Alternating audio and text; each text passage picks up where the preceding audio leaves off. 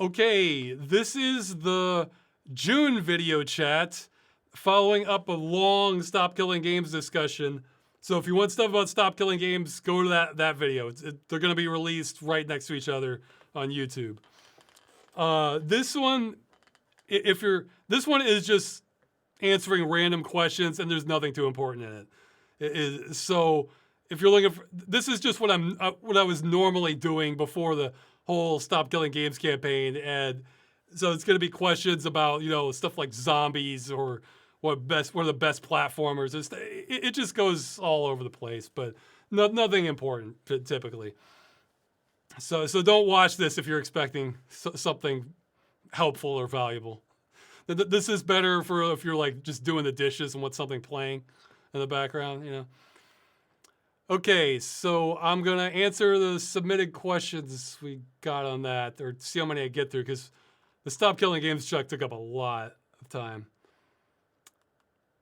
Based on multiple game dungeons, it seems that oh wait, no, I have an announcement. Shoot. Okay, this is either gonna upset people or people just won't care and they'll be fine with this. I'm thinking, since I may have a lot of new viewers from the Stop Killing Games splash over, that maybe I shouldn't do the follow-up episode next, because that one's really kind of meant for people who've been watching the series a while. I know I keep putting it off, but here's what I was thinking. I think maybe do a normal game dungeon, then do Freeman's Mine, then do the follow-up. If people are okay with that shuffling, let's go. Let me know, because I think that could work better. Because if we're having new people come in, to let them know more what to expect. So I'm leaning towards that. I swear I'm not trying to put off the follow-up more, but I was just thinking, man, follow-up's like not the best one to come in new for. So give people a better sampling, I guess. And I may have a game in mind, but I'll see. This one will be a little more mainstream, but it would be a fun kind of upbeat episode, I think. All right, so seems that in fantasy settings you like dwarves and dislike elves. Why is that? Well, I wouldn't say I like dislike elves so much as I like trash talking elves.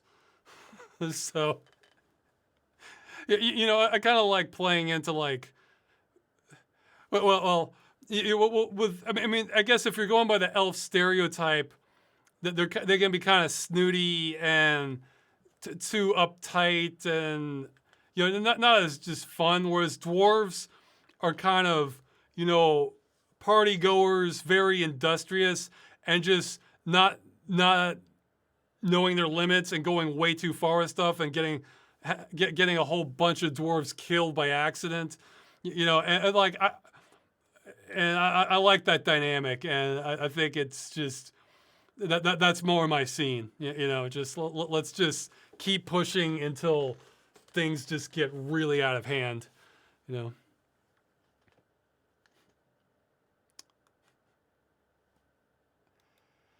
Let's see. Yeah, in the comments, somebody mentions Mage Knight Apocalypse as a dwarf gunning down a monologuing wizard with a minigun. Yeah, so yeah, that's some of the appeal of dwarves there. I don't know. Yeah, like if you've ever read like Dwarf Fortress stories, like that really encapsulates like a lot of what I like about like the dwarf image. I don't know. I can't find the right words for it, but I think people know what I'm talking about. What was the most shocking moment you've experienced in a game? I mean, I'm not sure, but one that comes to mind, I think there probably has been one or two since then, but the last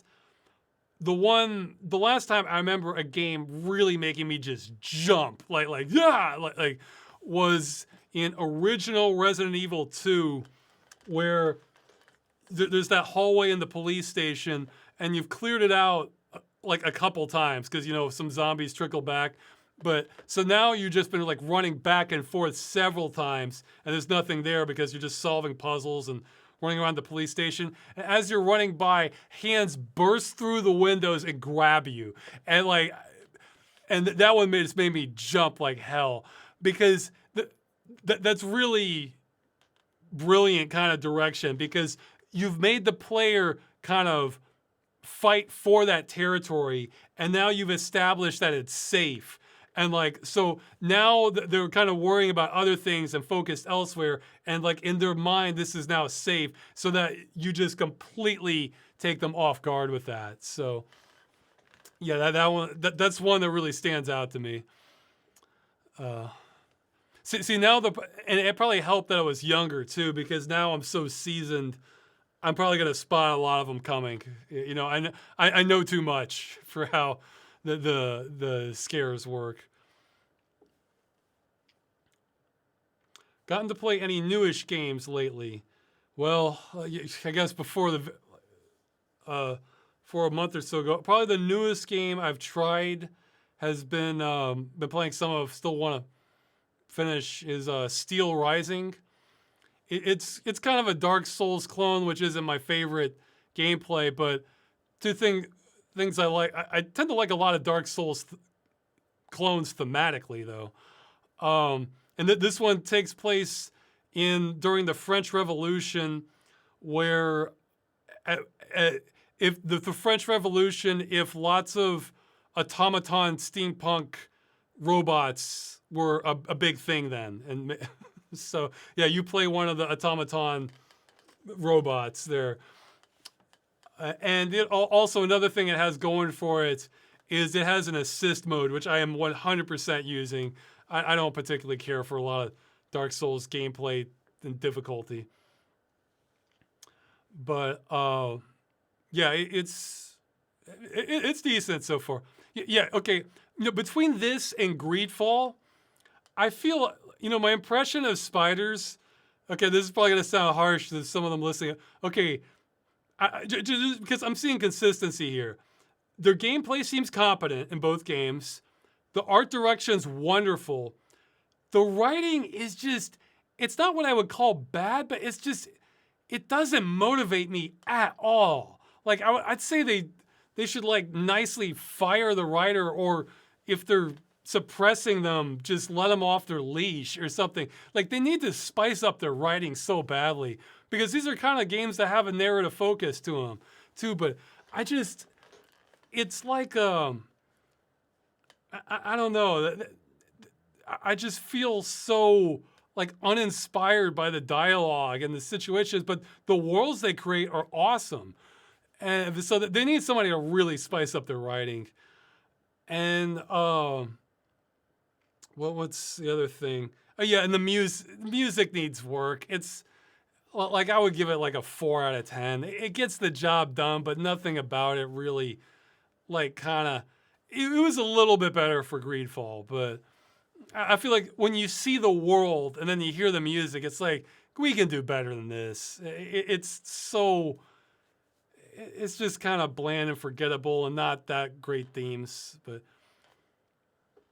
yeah, so I think that would be my general advice to them. Like, gameplay is competent, art direction's wonderful, about the level design's pretty great, but man, the writing and the music, that they need to.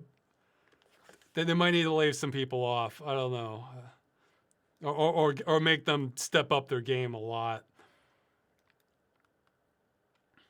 Let's see. Okay, somebody's saying they want a game that's about corporate horror, and they're recommending Stasis Adventure Series. Well, I've played the first one. But okay. The other question was, what's been catching your eye in the world of new releases? I'm way behind. I have to catch up and see what's coming. In fact, I need to update the games list too, and really should catch up because Steam sale is going on right now. And that's usually when I do buying.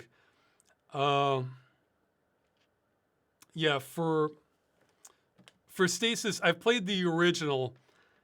It was good. I think I mentioned this in a previous video chat. Yeah, like the part I like about like the door acting erratically. I think what it came down to was like Stasis is just kind of pure horror, and it's not.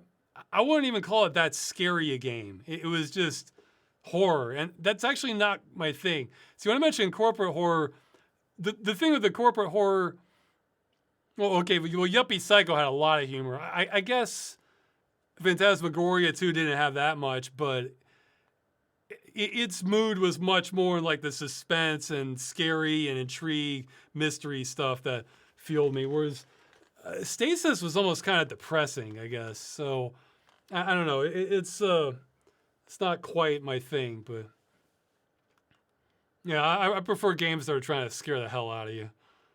If we're going for horror. In a lot of the games you play, you find a lot of hidden meanings, alternative plot. How much of it is just for the video, for your entertainment, or do you feel like all of it is real? I think it's more, well, sometimes I think it, but I think it's more just me speculating, where I'm not necessarily running one direction or the other. Although sometimes I am if I feel like there's just too much there to support it. Yeah, like with Sabotane. I mean, maybe that wasn't their intention, but that's what I was walking away with, is that like, this is a lot like if you were a CIA agent, you know? So yeah, I again, I don't know if that was their intention or not, but that for sure is the vibe I took away from it.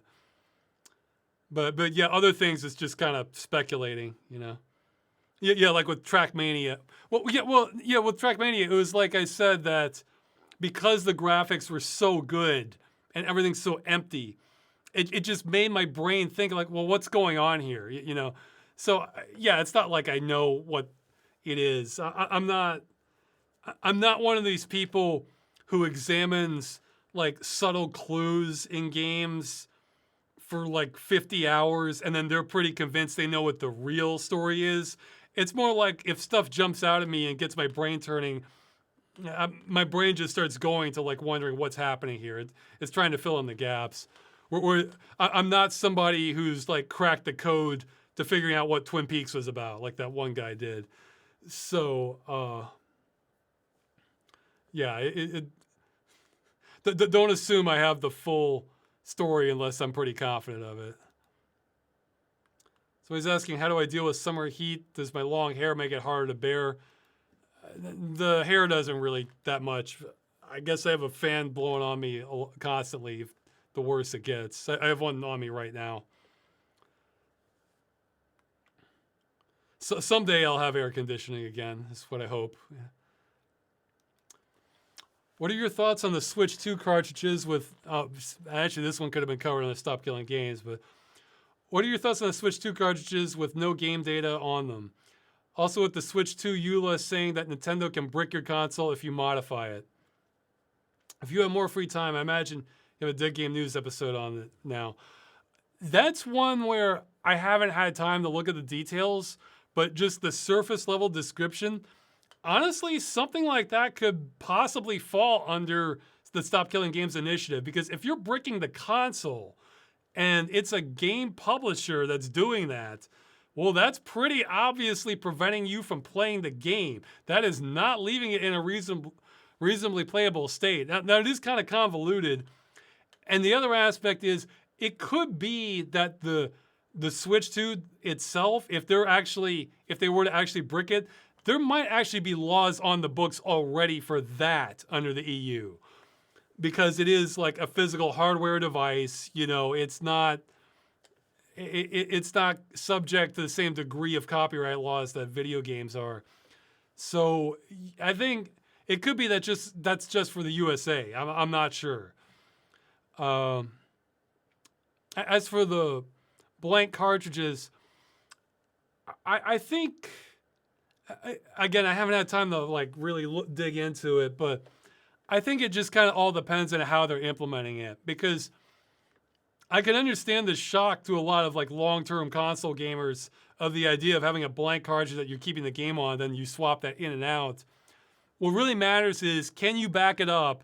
And if the company were to go down, can you play it? And if the answer is yes, then I think it's okay. You know, it's not like that specific cartridge doesn't have to contain Zelda or Mario, as long as you have Zelda or Mario backed up somewhere. You know, it's kind of similar to like with GOG. You know, GOG might go down one day. You know, if they can't make it, but if you can download the installers, then you can back it up as long as you want, and it's yours for life. Now, traditionally, with a lot of console games, that functionality is included with the physical device, but it's okay to adapt it. Now, that said, if they're just locking it down like hell and you can't back it up without jumping through 50 hoops of cracking or jailbreaking things, then yeah, that's really bad. But thankfully, Nintendo, there's a lot of diehard Nintendo fans out there that aren't going to accept this as an answer if that is the case. Would be my guess. So I'm glad for that. Let's see. This person envies my ability to fully immerse myself in video game worlds. Can you give any tips on how to get into the same state of mind? Well, I don't know if I'd say fully immersed. That's why I want better VR to get even closer, you know? But yeah, no, I guess the general tips, if I give one piece of advice, is find the right game. Because, you know, some games I'm just not that interested in. Like, well, I could pick, okay, let's pick one like Starfield. I'm kind of curious about it, you know, because of the sci-fi theme, but I've heard a lot of bad things about it. I have familiarity with Bethesda jank and systems, and the screenshots aren't really like blowing me away in terms of like the aesthetics. So my expectations are pretty low on that. So, I mean, I'm curious, but I don't know. Maybe I'll eventually play it. Maybe I won't. That's not a good candidate for me for immersion. I want something that, like, the premise of I've kind of had this thought before of maybe putting it in a video somewhere. I kind of look at games as almost like a triad of something it needs to be doing well. One is the aesthetics. Like if I'm just in love with the environment, I just want to see all of this. That's one thing that can kind of hook me into the game. Another is the gameplay. Like it might not even have a story, but if it's just so fun playing it, then there you go. That's a hook to get you into. And the third is the writing. Like if this plot is just so intriguing, or I'm really liking the dialogue for the characters, then like I kind of want one of those things to really deliver. And I would advise that for, I mean, preferably more than one, but that can be rare. Yeah, like, okay, I mentioned Steel Rising. That one gets full marks from me, well, visually, for the aesthetics. You know, I love how the whole thing looks. And the music I'm kind of disappointed on. The writing gets low marks, but I do like the premise of the, you know, robot French Revolution. You know, okay, that's cool. I don't know where they're going to go with this. And so that makes me more interested in it. And the gameplay, because they have all the assists, it's not my favorite, but it's like tolerable for my taste. If you are a Dead Souls fan, you might actually like the gameplay a lot. So that has enough going for it to kind of draw me in and make me curious and want to keep going. So I'd have to say, figure out what sorts of themes you like, figure out what sorts of gameplay you like, you know, and that can and you know, just browse screenshots, see if any jump out at you sometimes, you know. So I guess that would be my advice. Figure out like what really draws you in, not even to games, but just maybe like media in general, like what intrigues you. And I think if you have that, then it's a lot easier to get immersed. Do you like and or play Yu-Gi-Oh? I know I know next to nothing about it. I thought for a second that it was that guy with that metal band, but then I realized, wait, no, that's Naruto.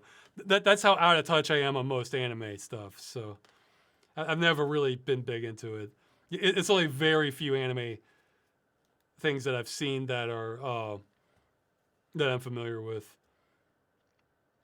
Will you ever play the game you mentioned, the Fahrenheit video, Omicron? I might. It's that one has game dungeon potential. I'll say, but that's one where the gameplay might get kind of hostile too. That's pretty much the only thing that's keeping me from it, because that's one where, yeah, from what I've seen from the aesthetics, I like it. It's weird cyber world in another reality looks awesome. Yeah, I'm totally in. The story premise. Okay, we have David Bowie voicing some entity, and it starts off with this guy's, you're swapping places within another reality. Awesome. I'm completely on board. But the gameplay, if I'm going to be getting stuck all the time, that's going to be rough. So that might be more in like watch a playthrough territory for me. But yeah, no, I'm 100% going to eventually experience it one way or another.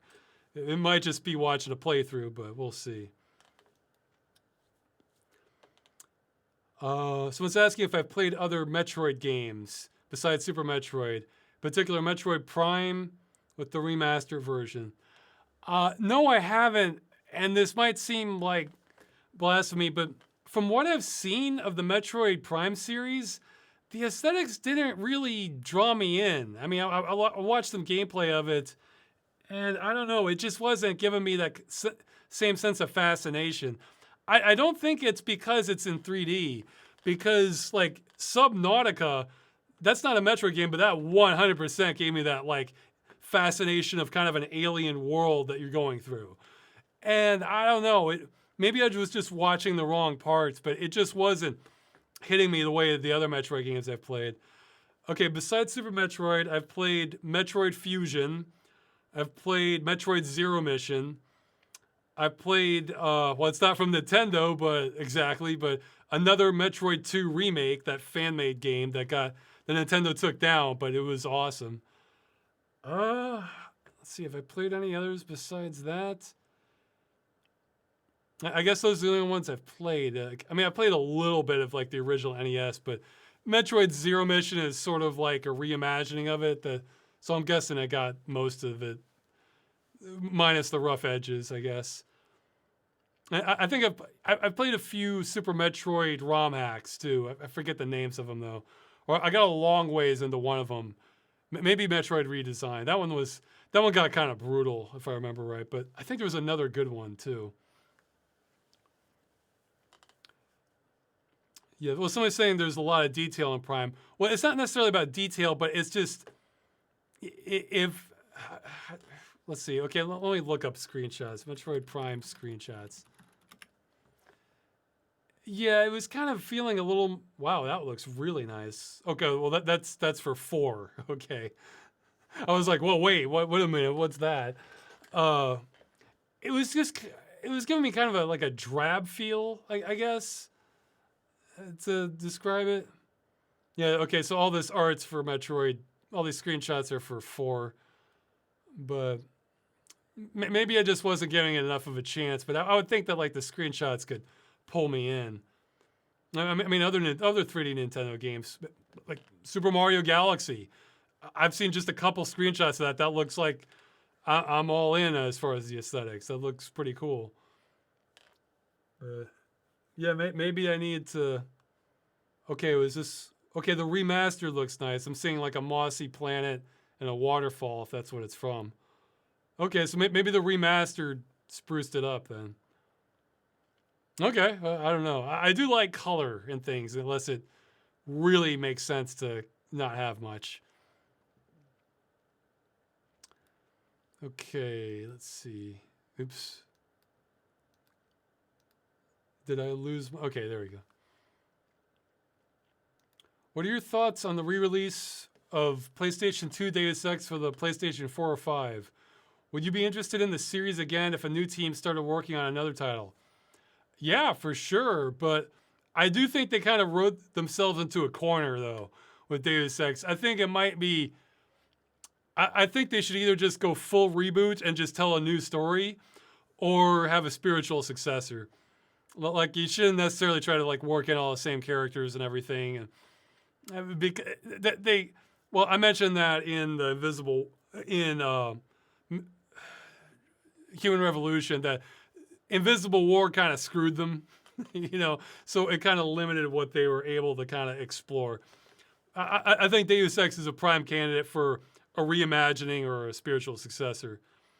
And actually, I do plan to replay the original Deus Ex, probably with cheats or easy mode in VR, because somebody was working on a mod for that. But even if they don't complete it, it should work in VorpX. So I'll still get like the 3D theater effect. You bet I want to walk through the Deus Ex levels again as though I'm actually there. Yes, it's very polygonal, but that's another one that's very atmospheric even for the time. So let's see. What mod or add-in for a game you've always wanted, however you don't think exists? Well, the big mods I'm chasing right these days are like in preparation for better VR, or stuff that converts stuff to stereoscopic, or sometimes when you're lucky, there's full VR mods. I love it when that happens. And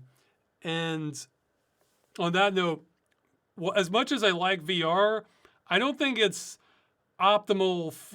I don't think it's a great match for me anyway for lots of intensive gaming, because it's gonna make me sick.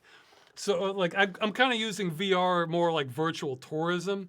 So on that note, I like sort of easy difficulty mods, or the equivalent of no target mods where the enemies just don't attack you.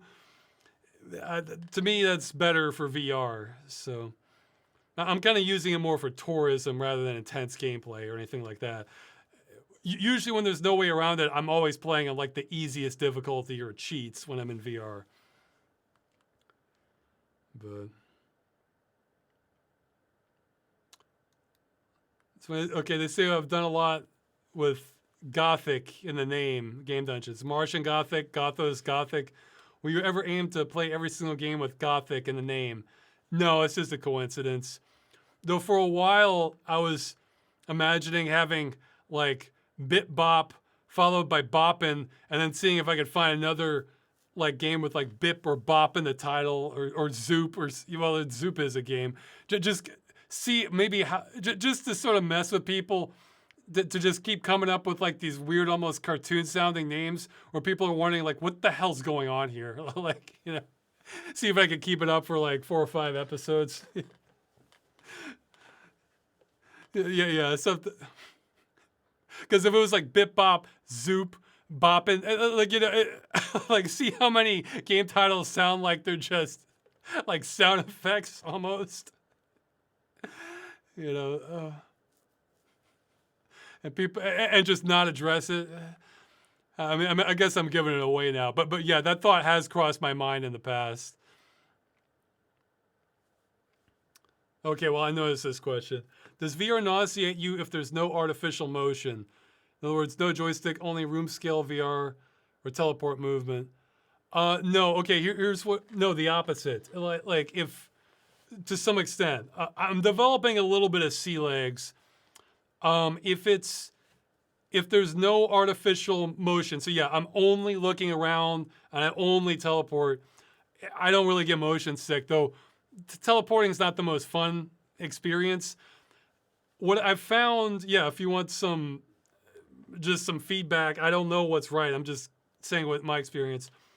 I was utterly shocked when I played a first-person shooter in stereoscopic mode. So it was not a full VR mod. It's just that it was taking the image and rendering it stereoscopic in front of me. So it was like a 3D theater. I was playing Kingpin. I was playing it with a mouse and keyboard. And I found I lasted longer in it before I got kind of queasy. I think it was like 45 minutes or something. Than like a game that was kind of more designed for VR.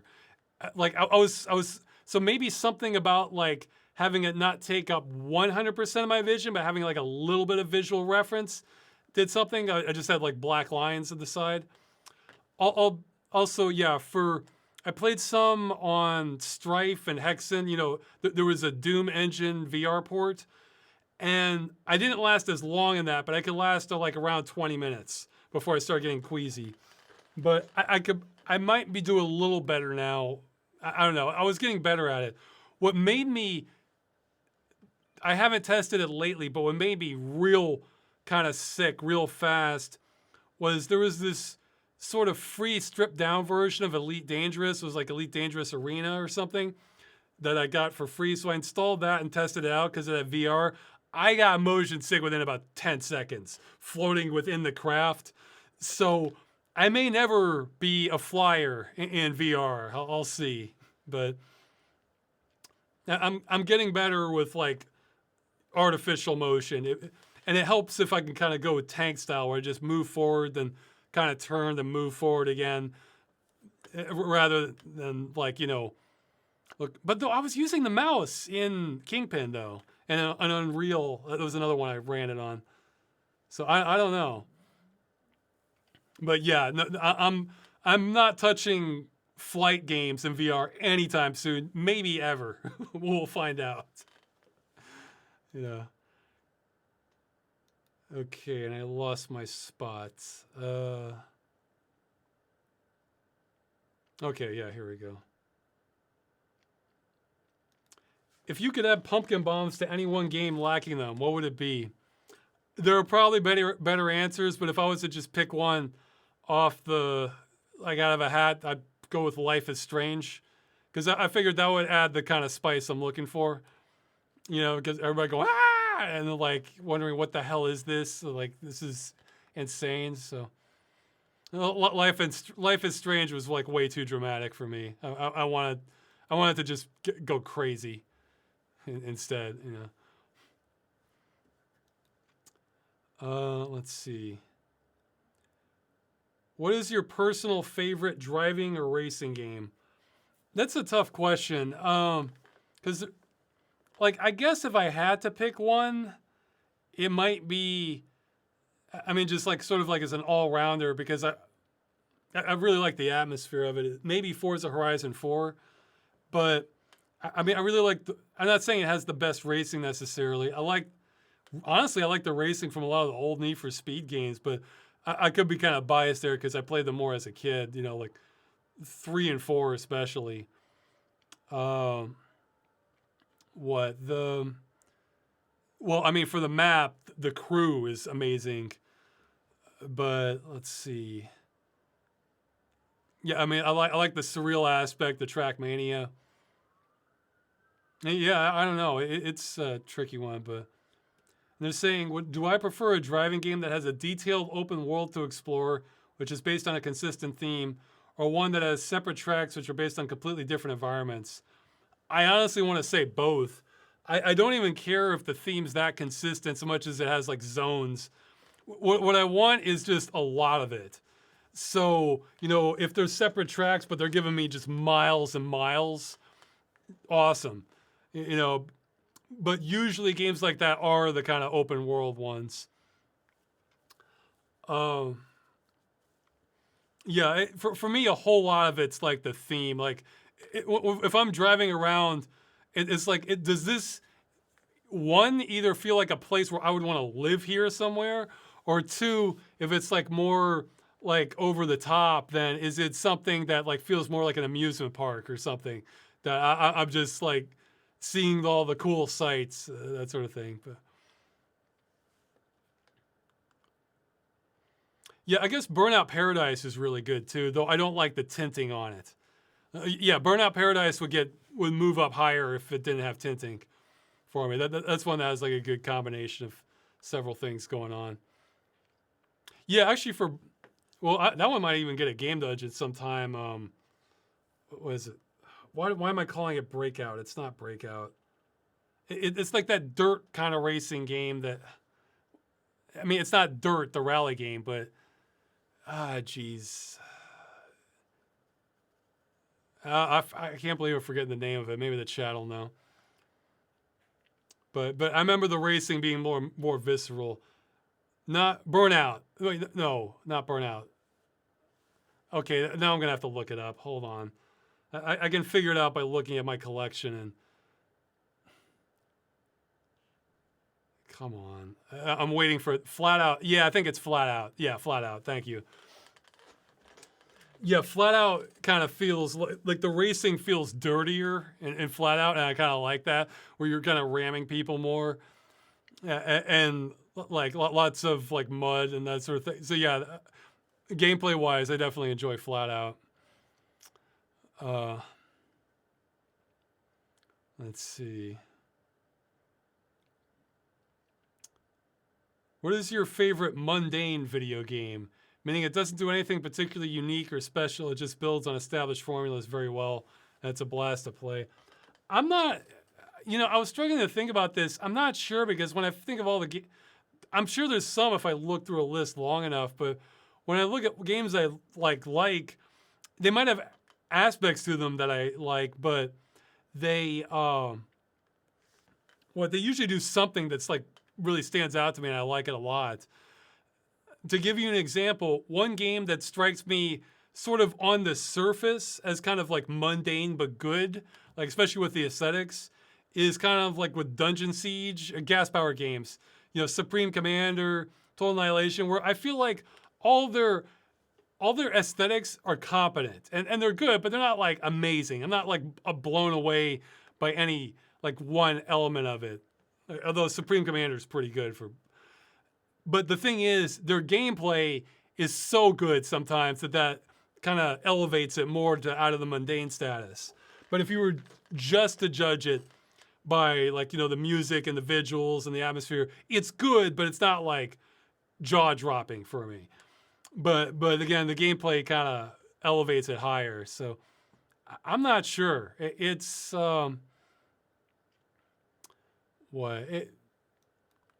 I'd have to. Well, okay, yeah, that's another example. The Crew. If we're just looking at the gameplay and like the story to it, it's kind of an okay game and so, but it's the map that just elevates it to just a different league and as for what kind of game it is. So yeah, I think The Crew is so minus the map, but the map just makes up for everything. So. What are your thoughts on nuclear energy? Do you think more countries should follow in France's footsteps? Also, looking forward to the follow-up game dungeon. Yeah, I'm kind of out of the loop on it, but I mean, the last time I did look at nuclear, it kind of sounds like the least worst option for the kind of challenges and demands that we're facing. Where, in the real long term, we need to find something better, but for the rest of our lifetimes, most likely, as long as we're exercising a lot of like careful control of the reactors, it's probably our least worst option because the pollution is very good if everything is done well. It is the way I would put it, and there's a lot more safety margin than there used to be. So, and our demand for energy, I don't think is going down anytime soon, short of an economic crash. So, I mean, I would much prefer that most places to like more coal or something like that. So, that's kind of how I feel about nuclear. It's great if nothing goes wrong. But if something does go wrong, the risks are a hell of a lot lower than they used to be. And even then, that's kind of me thinking of like uranium or plutonium reactors. As I understand it, thorium might really be great, but I think it is very corrosive from what I heard, but maybe they have solutions to that. That might really be a way to go if we can work out the kinks with it. Or maybe we already have worked it out and it's just politics choking everything out. Yeah, like the video I mentioned for Stop Killing Games, things don't get passed just because they're good ideas. It's unfortunately. Let's see. Oh yeah, I wrote down some notes for this. I'm not going to give you like a comprehensive answer, unfortunately, but I did write down some notes. They're saying in the Eternum episode, you mentioned that you thought the U.S. wouldn't end in a French Revolution style, but instead would end up more like Argentina. Can you expand on a bit what you meant by that? Well, I was kind of thinking of like more of like a slow desperation path rather than like an outright revolt, because I think either people are too accepting or too divided, I guess, to have enough collective organization for it. But yeah, some of the stuff I was thinking of for the Argentina, like, well, one of their economic crises was, here, there's a link to Wikipedia on it that I'm kind of stealing some from, where they had a deep recession, bunch of banks collapsed, there was a lot of capital flight, they defaulted on international debt. Really, the more I read about it, the more it sounds like what we had in 2008 in the United States if we never propped up anything, and it just kept rolling. Because I wouldn't say we solved what happened in 2008. It's more like we delayed it to very large degrees. But as I understand it, the problem's kind of ballooned up even worse now, where where things are concentrated in more money's concentrated in even less banks than there were back in 2008. That said, there was a economist, I forget who, I listened to several months back, that they were thinking that the U.S. might end up being more like India now, where you have like a huge economic underclass and you have, smaller rich people at the top, and there's not much in between. And you can see, and it's kind of a mix of deterioration of many basic services, but there is still, things still are progressing along in other areas in development, and it's just kind of, it can be kind of a rough, unequal situation. So maybe that's what's coming up next. I'm not sure now. I did the Eternum one a while ago. Has a game or other piece of media ever made you cry, or at least come close to jerking tears? No, not really, because I think what happens is if a game's trying to make me real sad, part of my brain sort of throws a circuit breaker and reminds me, wait, this is just a game. What are they doing? And I can get, and I just kind of want to just skip past it. Just like, okay, this isn't what I'm here for. I'm not here for the ultimate sadness, because I remember one of the last times that happened where it kind of like, I was thinking, okay, guys, come on, was the ending of the Telltale Walking Dead series, where they are just milking that last scene. I won't say what's happening, but they are just milking it. I'm just like, okay. And then I can't skip ahead. I'm just like, okay, yeah, thanks, guys. I think I might have even quit and then went and watched the ending on YouTube and just kind of skipped ahead to see if there was anything interesting past that. I sometimes do that if games don't let me if I'm just not impressed with their ending at all and they're just dragging it out, making it unskippable. So, yeah, somebody's saying I'm heartless. That it wakes me up, guys. I just. And the thing is, even for like real life sad things, I mean, I'm not really crying much. It's kind of just, you get real hardened, I guess. It's not that it's not affecting you. It's just that you're just in like a really somber mode. And it's dragging you down for sure. But so it's not like, oh no, I'm above no, it affects me. It's just not really showing up as tears or something like that for like real life sad things. But for games and movies, it's just like, come on, guys, this was a conscious decision. And the thing is, some people appreciate that and it adds to drama. It's just that I might be too lowbrow to really appreciate most of it. I'm kind of the wrong audience for that. I'm someone who's already had major depression before. I don't need to shovel on more. So, let's see. Have you heard of Cho Aniki for the PlayStation Sega Saturn? It's easily as memorable as shoot 'em up as Tyrion. I had not, and when I saw that question, I added it to my games list. So I will absolutely check that out in the future. I enjoy those kinds of games. vertical shooters. Any chance of a Civil Protection resurgence? Yeah, or another skip-based series. Yeah, it's possible, but not before the movie, I don't think. Because like that's in the same vein of what I would be doing in the movie. So, you know, I've put that. Yeah, that's something I'm gonna have to hit this year too. I was making promises earlier this year. I'm gonna keep them. You know. If you could summon a creature from any video game to be your personal protector, what would it be? Restrictions are no bigger than an average human. Okay, I misread this earlier because I thought if you could summon I didn't realize it was like a creature. Feel free to make suggestions. A summon. Okay. The creatures are. Okay, the first question is for a personal bodyguard is your creature. The second question is, if you wanted a monster creature to help you take on the U.S. government, what would it be? Okay, so for the second one, I saw this. There was this TV show a few years back called Brain Dead, and it's about this alien bugs that come to Earth and they infiltrate the brains of politicians to try and get them to pass legislation that's in their favor, and a lot of politicians are arguing a bunch. It's like a political comedy. It's all right. It wasn't bad, you know.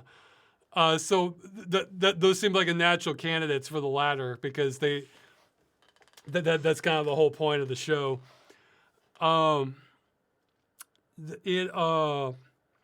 Okay, so for the personal bodyguard, see, I originally was reading that as just it could be a human too.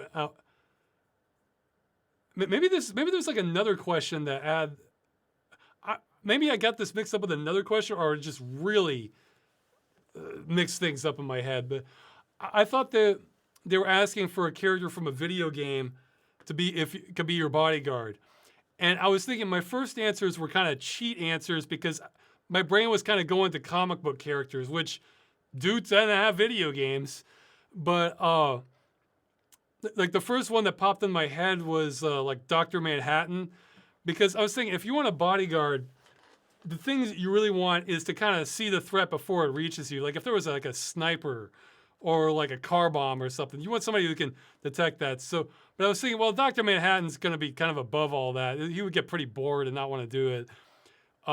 Daredevil would be a really good choice. He would be an excellent bodyguard. Spider-Man would be good in that sense because he has the spider sense. For video game characters, I need time. I haven't even played the series, but from what very little I know, well, actually, no, it just occurred to me. I have played a little bit of that. Agent 47 might be a decent one because he would be able to think like an assassin to know where all the vulnerabilities are. No, the one I was thinking of that I haven't played any of them for Splinter Cell with Sam Fisher, because I was thinking he would have pretty elite training to probably be able to monitor threats. But I'm not even aware. Somebody's saying Zero from Katana Zero. You want somebody who could pick up on somebody who might be able to snipe you, and that eliminates a lot of characters. Is the way I look at it. Where you know Daredevil, Spider-Man, like Manhattan. Oh, yeah. Okay, that was it for video games. Prince of Persia from the Sands of Time. That's going to be a pretty good bodyguard because if he has that dagger, being able to rewind time 10 seconds or so, that gets you a lot of protection. So yeah, maybe Prince of Persia, and he'd be very competent in hand-to-hand combat too. So yeah, for like straight up video game characters, Prince of Persia from Sands of Time. Let's see. Okay, and for creature, since I misread it, I didn't think of it right now, but I guess we could maybe do better. But one that popped into mind was the luck dragon from Neverending Story, because it's lucky. And that's a great trait to have. And yet the things kind of work out when you have the luck dragon around. So it could kind of hover around up in the sky. It kind of covered me there. So yeah, having a creature that's naturally lucky, I think that would be good. But there might be better candidates. Let's see. Somebody's asking to list Kella games you play from best to worst. I'm going to skip that for now. I have to pull up a list and everything. And I don't know. It's kind of a similar experience. There's probably plenty I haven't played too. What's your favorite Dinosaur game? There's several I still haven't played Dino Crisis, so that would probably be it if I had played it. Let's see. What have I played some of. There were a lot of different versions, but I played some of the top-down Jurassic Park game on the PC that wasn't bad, but I didn't finish it. But it had kind of a exploration element to it that I thought was neat. What are some other? Okay, I haven't played. What's that one called? Is it Predator? Carnivore? Oh, what the hell is it? So I'm saying The Isle. It was that one that was like real janky, but was also a little ahead of its time. Trespasser, maybe. I forget the name. I forget the title of it. There's one I have in my abandonware archive that looked intriguing to me, and I was gonna try it. I forget the name of it. It was something like Carnivore Cities or Predator. Not Predator. I don't know. Okay, so Trespasser is the janky one. Well, I guess I've played Maybus. That is dinosaurs, doesn't it? Okay, if I'm gonna give a cheap technical answer, Journeyman Project. Cheap, technically correct answer, because I think Journeyman Project sucked me right in. That one has a lot of intrigue to it. So yeah, great music, great premise, and I like the atmosphere, and gameplay was decent. So okay, so yeah, that's my cheat answer, the Journeyman Project.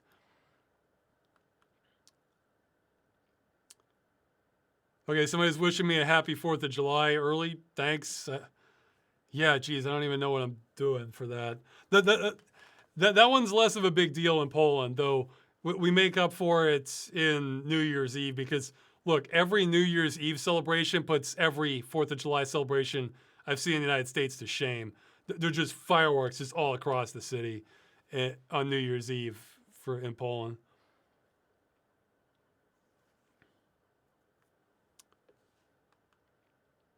So he's asking for Freeman's Mind as a comedy. Have I ever thought of making a serious episode for a change as an experiment? No. I have no interest in that. The only sort of serious thing I would want to make, see, I'd have to like stop myself from, well, okay, I glanced at a question. I'll get it in a second. I have to stop myself from not inserting some comedy, but if I was going to make something like that's not comedy, even then, I might still have a little bit of comic relief. It would probably be like a suspense thriller or like a scary horror movie, because I was thinking maybe something like The Black Mirror. I like that atmosphere a lot. I think I could handle that even without comedy, because, or maybe like an adventure, especially, mysterious adventure kind of thing. And they were saying, what do you think about H. Bomber Guy's video on Pathologic and how games don't have to be fun? Well, no, they don't have to. And some people like that sort of thing. They like seeing where this kind of game madness goes for. It depends on your demographic. I'm in the camp that likes games to be fun. So not hiding it at all. Like, I proposed my warning system in the Fahrenheit episode, where he's just there learning how to play guitar or something. Yeah, I like the idea of my warning system for games like that. Warning: this game has been designed to have specifically have sections that are not meant to be fun. No, more fun the better for me, but not everything's fun to the same person. Though I feel like I feel like I have a decent take, even if I don't care for it. I can sense that this is going to be really fun for somebody. Kind of looking at some games where others just seem like misery, you know. Okay, well, I'll answer these since I'm seeing them. Have you ever tried Pathologic? I think I tried a little bit of it, then I watched a long playthrough of it. I might have even seen H Bomber Guy's video on it. I'm not sure. I saw some analysis of it, but there's been a couple. And yes, I have heard of Claire Obscure Expedition 33. Everything I saw from the visuals looked like it was right up my alley, but then I saw turn-based combat, and I was like, oh man. So yeah, I'm not a turn-based combat guy, but yeah, just the aesthetics alone look like I would be in completely if it wasn't for that. So he's asking from Descent. Okay, I should get back to the submitted questions. I'll answer. Okay, last live one before I finish the submitted ones. I have played Descent 1, 2, some of 3. I need to go back and finish 3. And I have played Overload. So yeah, what do you think about them? Would you risk those in VR? I would for sure give them another shot once I have my sea legs more with a lot of other VR. But yeah, they're not going to be first in line. But maybe I could split the difference with the 3D theater mode, because Descent 3 I actually played in stereoscopic back around when it came out, or like a year after or something, because I was able to get that working with the Elsa Revelator glasses. So you could see, like, you know how you have like that grid on like the bulletproof windows? You could see through that. It looked awesome. It had a great 3D effect. And I don't remember getting sick from that. So maybe the 3D theater is enough to save me on flight games. Okay, I should run through more questions because I lost so much time on the Stop Killing Games. If you had a boat, what type of boat would you want and what would you name it? I know very little about boats, so I mean, I guess if I had one, I'd want one I could maybe live in as like a fail-safe, you know, if things really got bad, you know. But what would you name it? I'm not sure. I might even leave that to my wife, because this has happened multiple times. She plays Guild Wars too a lot, and she'll frequently give her pets in the game names, and they're always just amazing. They're always fantastic. I forget a lot of them, but her most recent one was I paid for WinRAR. You know? So those are the kinds of names she comes up with. Yeah, she named her Golem that or something. I paid for WinRAR. And I was thinking, yeah, that like I would trust the boat's name in her hands. Let's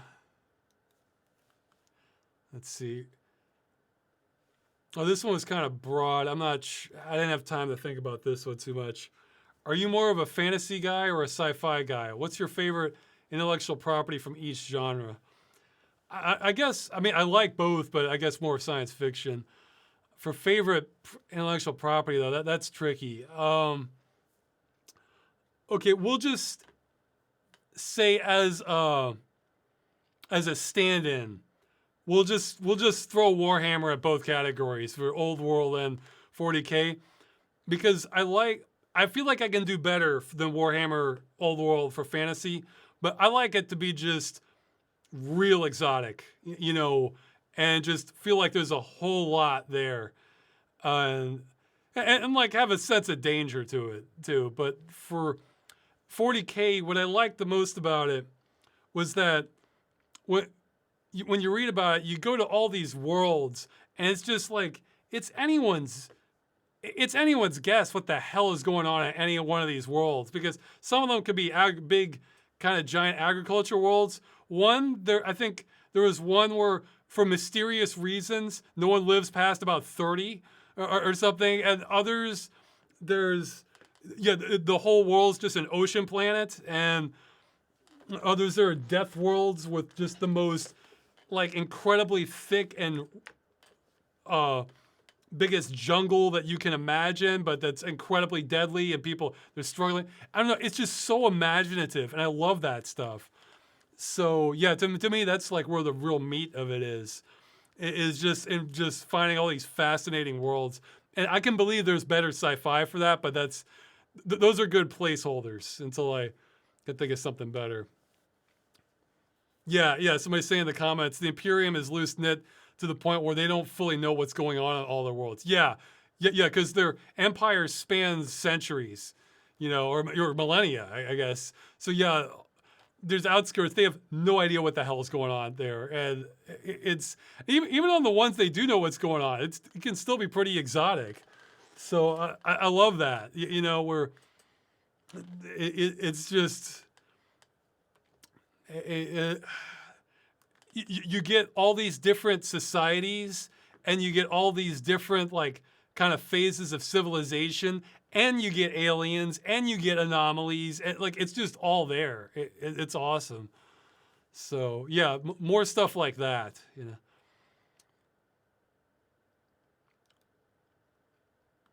If you could afford a week-long vacation anywhere in the world, where would you go? I almost would want a week-long staycation first, then a vacation, then another staycation after that. That's how I feel. Okay, but if I'm recovered enough that I feel like traveling somewhere, let's see. There's some really exotic places in China I've seen. Like, I forget what you call them, but I've seen some really cool zip lining there. But those mountainous structures, like the kind they showcase in Avatar, that would be pretty awesome to see. I wouldn't mind that. I think I'd want to go someplace I'm curious about, but like something I've never really encountered. So like really thick mountainous jungle would be cool. Though I don't think I'd want to camp there. I think I'd want to be able to go back to some sort of lodge, but I'd like that. There's a lot of exotic places there to think about. But yeah, something I've just never seen in person, I guess. Oh yeah, also in China, like I forget some of the cities, it's almost, well, I mean, not exactly, but there's segments of them that are like these big long elevated portions of them. Like, so you could go like blocks and blocks and blocks and like never touch the ground, essentially. That would be pretty cool. Also, I think there's some famous steps in China where they just keep going on and on and on and on and on and on. And I was thinking, oh, that would be, I would almost want to do that as a challenge because I have really good endurance. I'm curious if there are steps out there that could wear me down and I couldn't finish it. I mean, and especially, yeah, at my age still, because I imagine in 20 years, yeah, I probably am going to get worn down.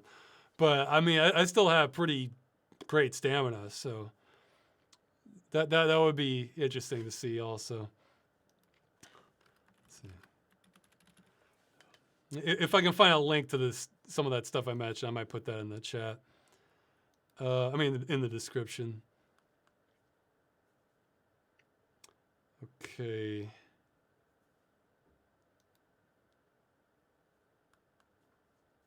Oh yeah, somebody's asking the movie. I'm going to resume work on the movie this year. That's the promise. Okay. Let's see. I'm gonna skip some more.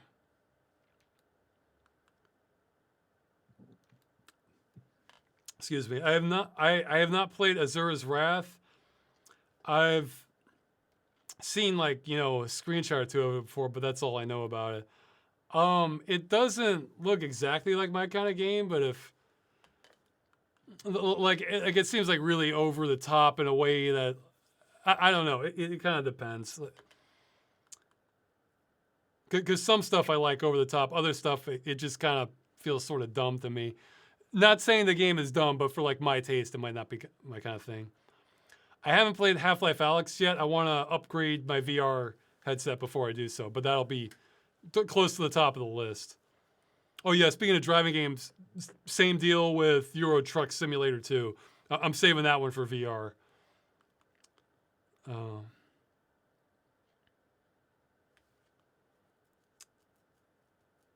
Well, this I should add this one to my list.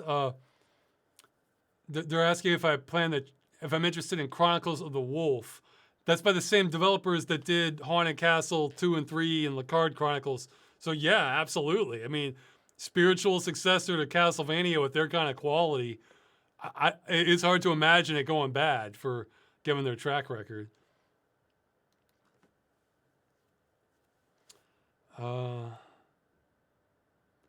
Are you eligible to vote in the Polish elections? Nope. Only U.S. I'm not a citizen. I'm only a resident. I need to learn a lot more Polish before I'm eligible to vote in Poland. And my time has been stretched. I really need this. That was one of my kind of New Year's resolutions, but man, Stop Killing Games derailed so much.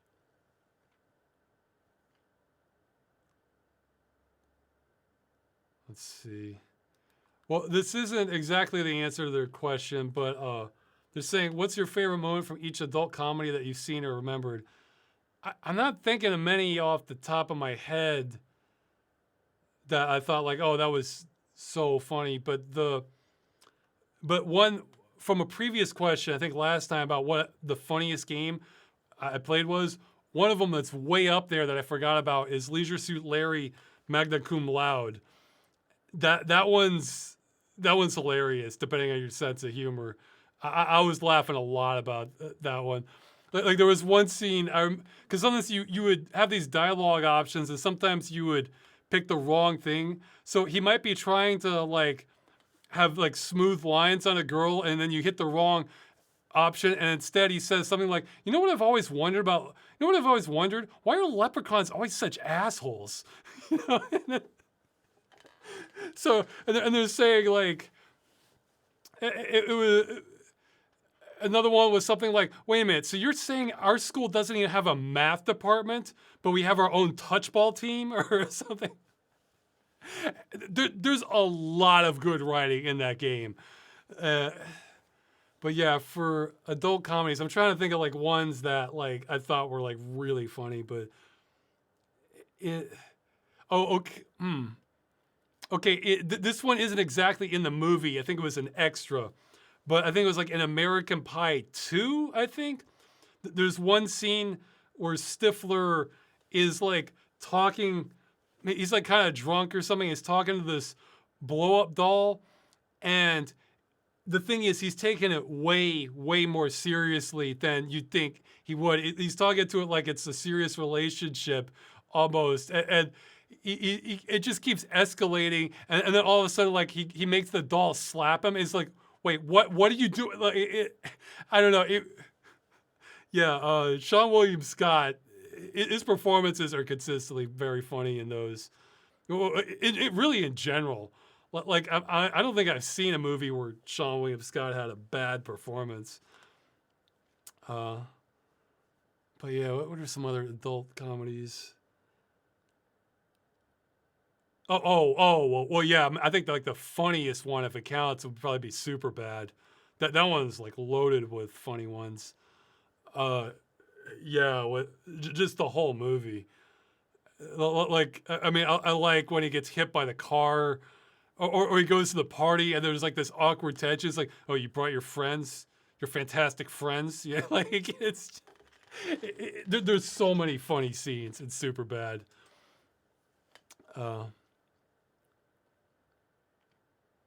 I have not seen UK's adult comedies like Peep Show. Are those Peep Show? Is that the one with the guys who did Mitchell and Webb look? I might have seen a clip from that. I need to watch more of Mitchell and Webb look. They're top notch also.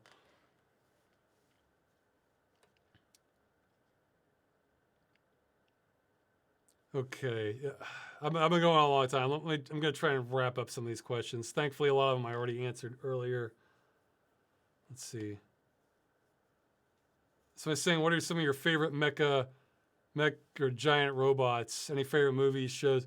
Well, I think anime not exactly corners the market, but they have the lion's share, that sort of thing. So I'm not familiar with a lot of them. I mean, I've seen Pacific Rim. Geez, I play. Well, that was kind of anime inspired. One Must Fall, 2097. I'm sure, I guess I played Titanfall games, or the second one, a little bit of the first one. I don't know if there's like I can think of any that like just jumps out at me as a favorite. Like this one's awesome compared to the others, but it's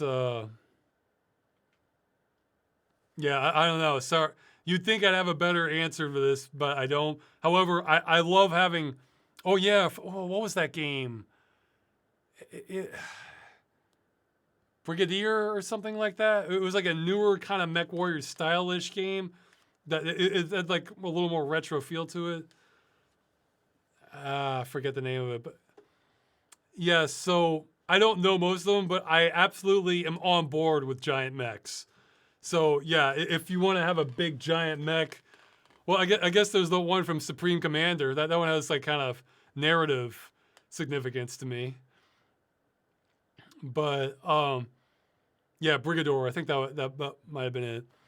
But yeah, I am in no way complaining when a game brings in giant mechs. So I'm they can keep them coming. They can keep them coming. Okay, questions I've answered. I'm gonna skip a few more I don't have good answers for.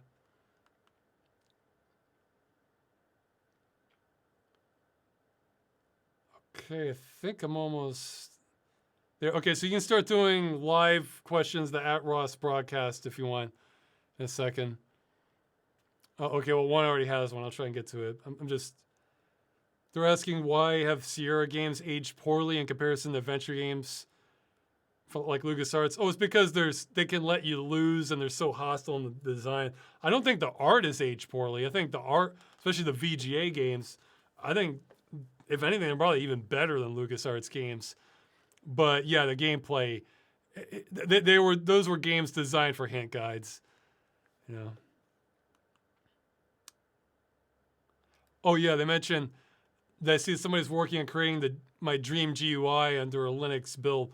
I haven't had a chance to look at that, but that's awesome. That's a perfect example of stuff I'd rather be spending my time on than all this consumer rights crap. So,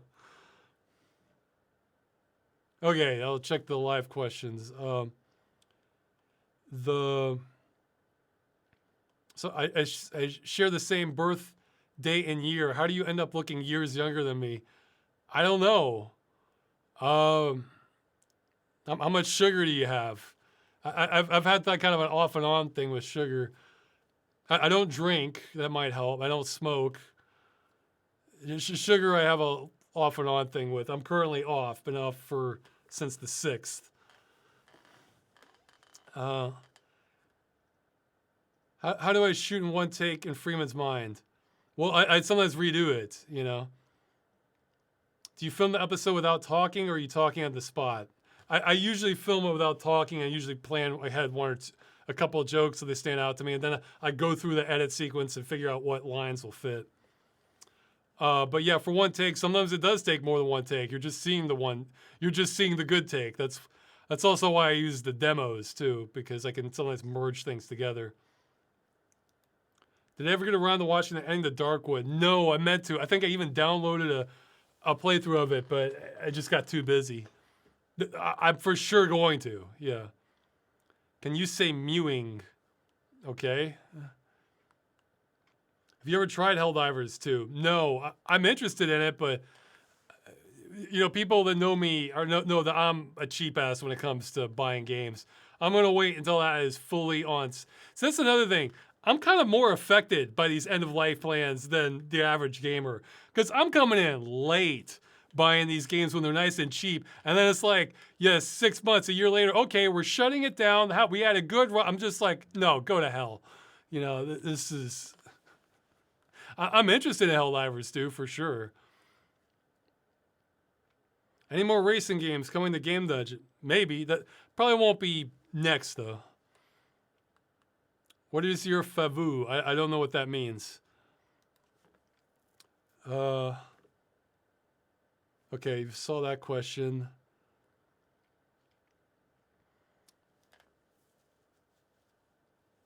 Let's see. I guess, yeah, how do I look? Oh, okay. Well, yeah. Another reason I might look younger is I don't have kids, because I can imagine that does something to you. I don't know if you do too, but yeah, I would chalk that up for like things that make you look older, you know, that stress you out.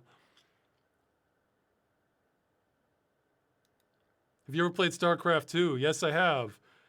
Did you like it? I love the, or 90, 95, thought I heard a loud noise. Um, I love 95% of Wings of Liberty. The others I thought were kind of so-so. Um, do you like RTS games in general? Yeah, though I usually have to like the theme too. Can you follow up on the movie Big Project you mentioned? I've done that a lot of times. You can ask other people. I'm trying to wrap it up. You mentioned about Vampire the Masquerade LARPing and Gothos video. Have you ever played the tabletop of Vampire? No, I haven't, actually.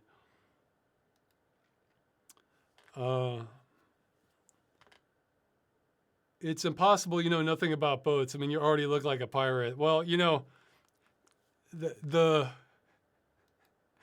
yeah, I guess what, port, starboard, astern. I know a few terms, you know.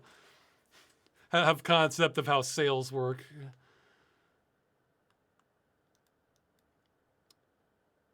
What's your favorite quest in Elder Scrolls 3 Morrowind? Man, it's all kind of I don't remember most of them.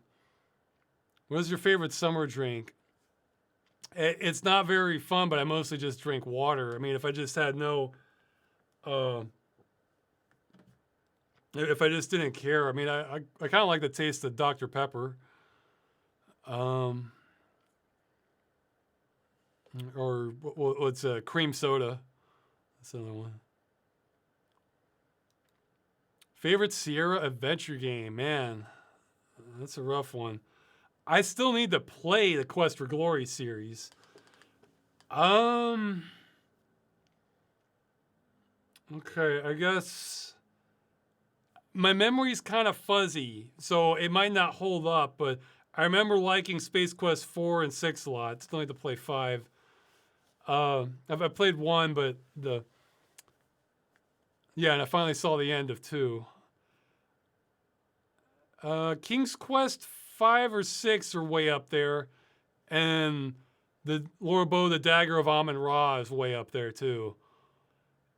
I might, okay, it's not my favorite of the settings, but just for the whole experience, it might actually be Dagger of Amun-Ra. That one was like real suspenseful, and I loved how it kind of kept going deeper. But I like the settings of King's Quest and Space Quest more.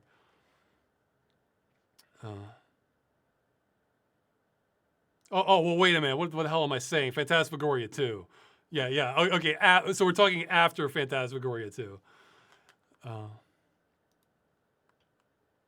Yeah, no, that's no contest. Do you plan on making or have someone else make a frequently asked questions for all the questions that get asked at least once or twice to chats to the fans? No, but because it might not sink in then either. I have not played Deadlock, though I have played Deadbolt. We do Game Legend for Deus Ex Mankind Divided. I still need to play through the rest of it. I don't know. Are you following the Dune PvE versus PvP drama? No, I don't know what's going on with it. I'm not really that interested in that one because, again, I'm kind of biased against deserts. However, if it was like a desert full of mysteries, yeah, that could win me over. And I actually did play, what was it? Homeworld Shipbreakers. It unfortunately wasn't as mysterious as I was hoping for, but I didn't know that. So it was an unknown. The problem with Dune is I kind of know the range of things. Though I am unfamiliar with like the later Dune books. Like, well, I saw the miniseries, so I have seen, was it Children of Dune? But I don't know about, was it God Emperor of Dune? A lot of people praise that one. And so I'm maybe I'll read that one eventually. So if we can get into like the real weird stuff, then I might, that could win me over. But if it's just like the Dune I kind of know, I'm not that interested in it. I feel like It's not my favorite environment, and I know too much, you know. Seen the roguelike puzzler blueprints. That might have been added to my list, or somebody mentioned it.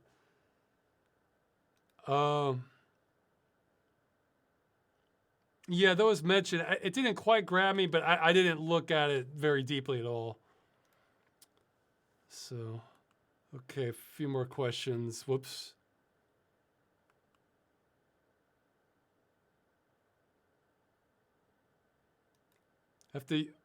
What is your Oh, okay, there was an accidental message. I've played one. I think I've played some of Killing Floor 2. Somebody's asking about that. I'm not huge in the like wave shooters unless maybe there was like a plot or a story behind it. I don't know. I like feeling like I'm getting deeper into something, you know, like a story, some sort of narrative usually.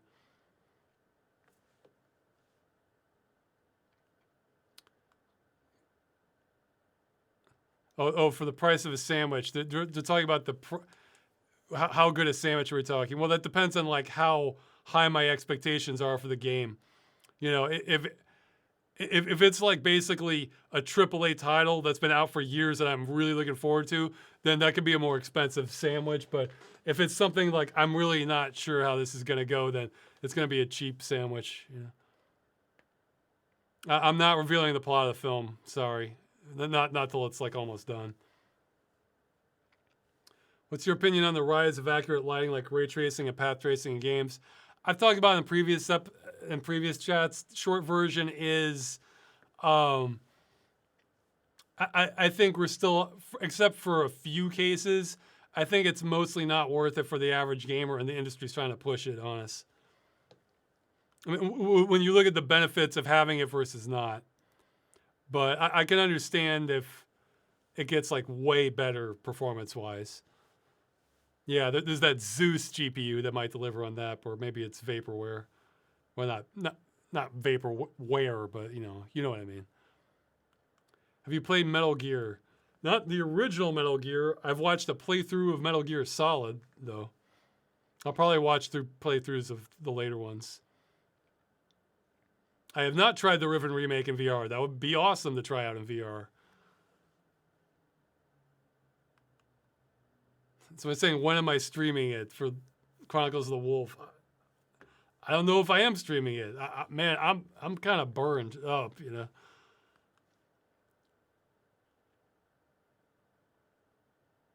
Okay, somebody's saying still to contact on Moist Critical.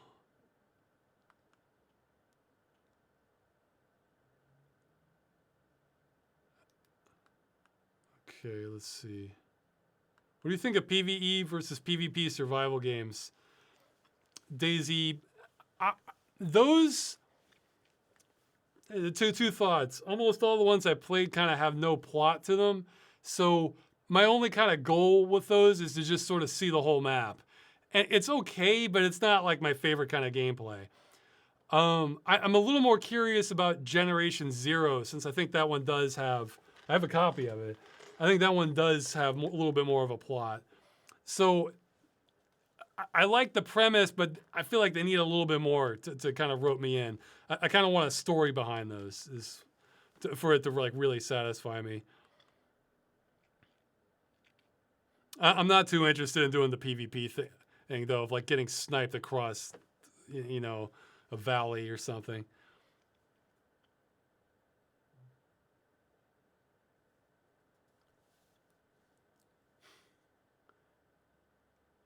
I saw someone posting 30 comments in your latest video asking if you play indie and AA games. So taking pity out of them, I'll ask a refined, more cynical version of their question. How do you feel about the current state of AAA games? Are they something you still enjoy and care about?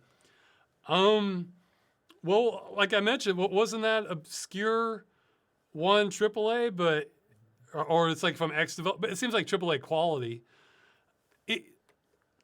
I just kind of have to. I kind of look at it like there's a lot of deterioration quality, but even back when everything was better, I kind of had to wait for like the right ones to come along for me because they wouldn't always. Like I liked thematically.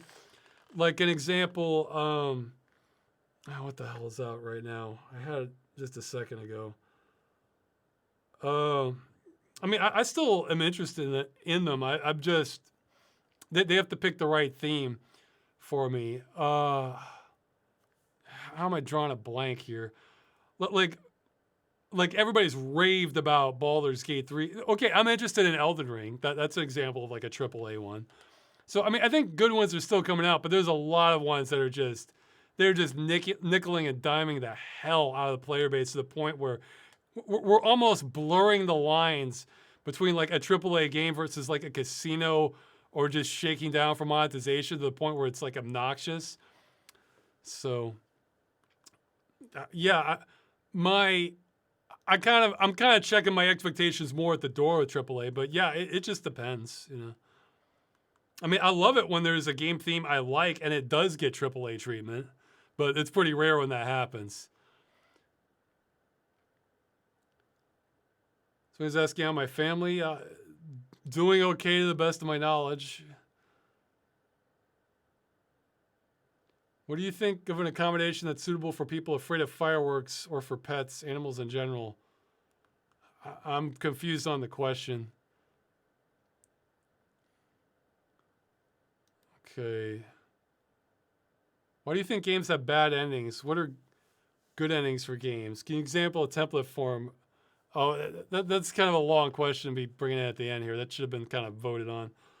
But, well, I mean, I mentioned Journeyman Project. You save history in the timeline, and this upbeat rock music starts playing. You get this flashback, and then I don't know. It was just a happy ending. It was great. Okay. They probably mean like bad ending as in quality, not the outcome. Because yeah, you could have bad endings that are well done. A bad ending is just like, bam, okay, the end, bye. Whereas like a good ending in terms of quality, one that feels like you're really concluding things, you know, and maybe you have, it depends on the game, but in the story, but maybe you have like some cool down activity after like the big climax of talking, and just kind of, I kind of like endings that kind of they give you several minutes of just kind of cooling down. You get to see sort of the fruits of your labor from the game, that sort of thing. Anyway, send you a couple bucks towards that staycation. Well, this month has probably been one of the best donation months I've ever had. I wasn't expecting it, but I'll take it. Yeah, sure. I mean, at accursefarms.com, there's a donation page. I'm assuming next month will be a lot lower, so I'll make it last. You know. Can you elaborate a bit on why you didn't like the story or plot to Bioshock? I'm a fan of System Shock 2 and think it surpasses Bioshock in many areas, but I thought Bioshock's story was better. I feel like it just like it copied it, added it's like they slapped on the objectivism part, and they didn't explain the stuff they copied as well, is what it felt like. I would probably have a much higher opinion of it if I never played System Shock 2 first. But yeah, that's the quick version. Have you ever done an April Fool's game dungeon? Wolfenstein. I think that one came out April Fool's.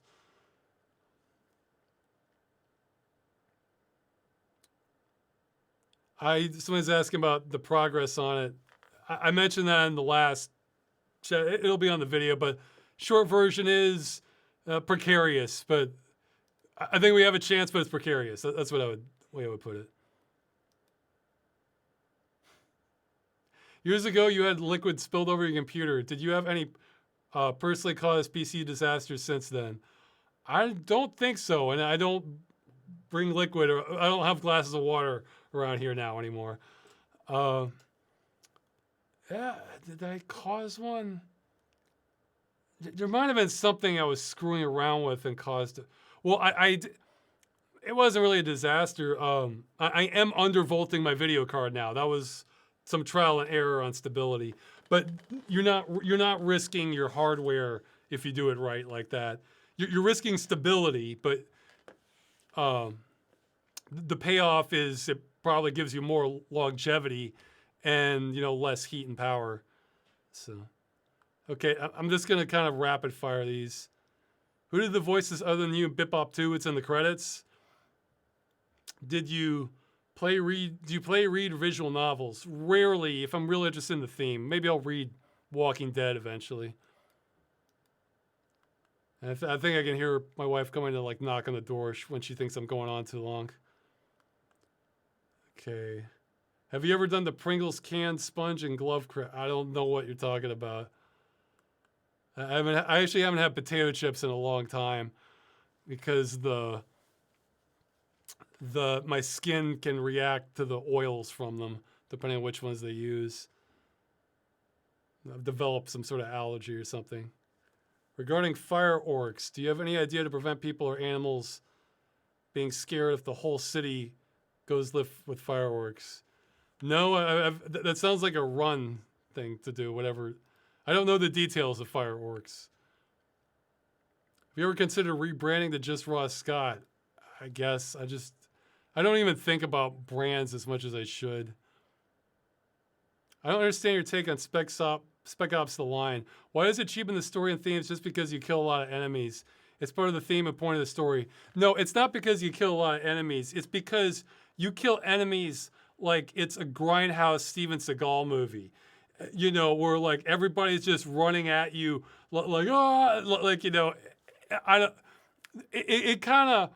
it puts my mind in two different places for immersion. Like if you're just going for like cheesy over the top action, okay, like this works. But if you're trying to be real dramatic and serious, my brain is expecting a more serious combat situation. It is the way, and it's a little gamey for that. So I felt like it doesn't quite line up. Yeah, I mean, like how many? Yeah, off the top of your head, how many people do you kill in Spec Ops: The Line? Like 500, maybe? I don't know. I'm just guessing. So, if it was in something like, I mean, it wouldn't have to be that hardcore, but if it was more like an Arma combat scenario where it's like real serious, I think that would fit better.